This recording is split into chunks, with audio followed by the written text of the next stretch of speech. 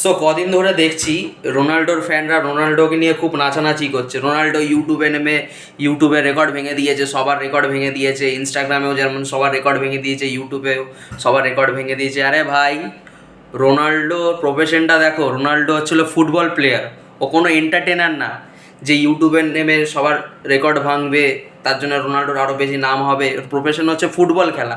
ফুটবলে নেমে Messi record ভাঙুক দেখি, তাহলে বুঝবো যে বান্দে মে কুছ দাম হে।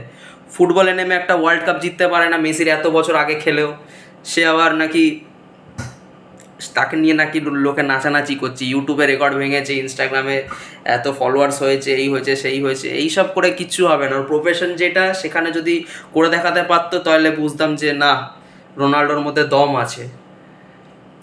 ফুটবলে কিছু করে দেখাতে পারে না, ওয়ার্ল্ড কাপের সময় বেঞ্চে বসে বসে বসে বসে খেলা দেখছিল, তার মানে বোঝো রোনাল্ডোর মানে পজিশনটা এখন কোথায়।